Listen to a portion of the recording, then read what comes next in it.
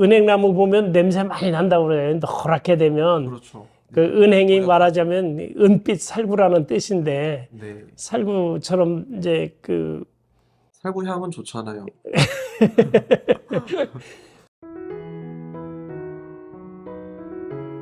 또 책 중에 은행나무에 대한 내용도 있어요. 저희 나라에서 가장 오래된 은행나무가 있다고 하더라고요.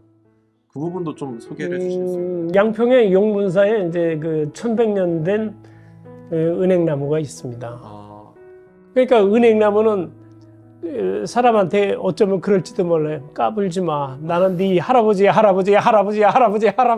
그래서 그 전초부터 다 살아온 걸 다 알고 있어. 뭐 이렇게 얘기할지도 모르죠. 네, 그러네요. 300살이라 드신 어떤 나무님이 계신 거에 대해서 네. 신비스럽고 존경스럽고 그렇죠. 그런데 그 나무가 아직도 열매를 맺고 있다는 거예요. 아, 사람 같으면 60 넘으면 생산 활동이 끝나는데 네. 1100년이 지난 나무가 아직도 생생하게 열매를 맺고 있어요. 용문사 절에서 이 나무가 있으면 나무 주변으로 네. 까만 그물망을 쳐놨어요. 열매가 떨어지면 그걸 수확하려고. 예, 뭐 올라가서 딸 수는 없잖아요. 네네네. 그래, 아직도 열매를 맺고 왕성하게 살아가니까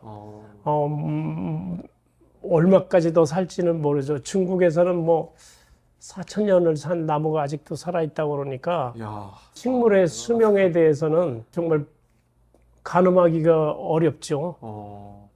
은행나무는 사실은 처음에는 침엽수였어요.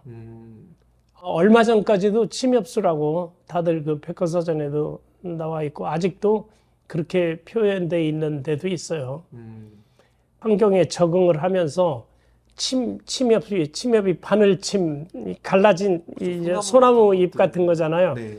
이것들이 서로 붙은 거죠. 이렇게 해서 우리가 광합성을 하고 살아가는 게 더 많은 빛을 받고 더 유리하겠다 싶어서 이제 붙은 거죠. 네. 그러나 이제 옛날에 그 모습을 그대로 갖고 있어요. 은행나무 꽃이라는 얘기를 들어본 적이 없고 꽃을 본 적이 없죠. 네. 네.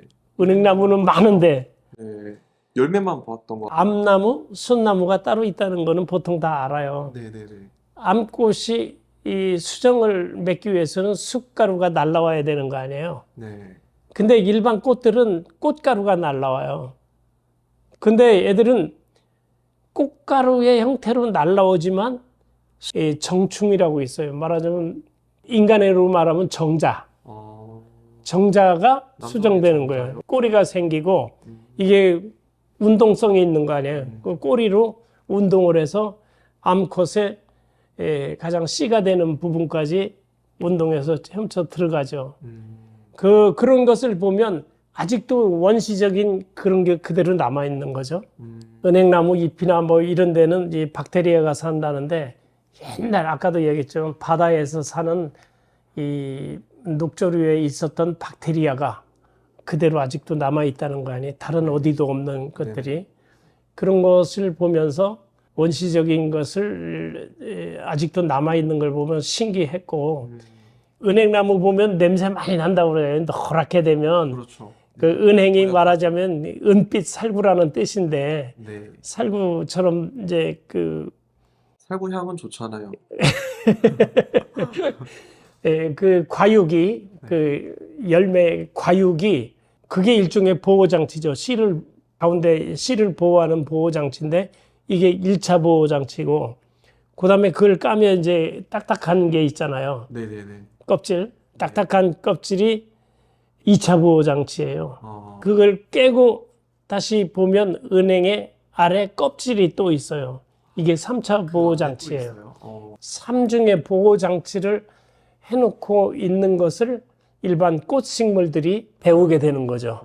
우리는 작으니까 좀 더 작은 여기 안에 씨를 보호해야 되겠다. 어떤 나무들은 뭐 지금 은행나무처럼 과육으로 뭐 되는 것도 있고 밤나무나 뭐 호두나무 그런 것도 그런 거 아니에요? 네네.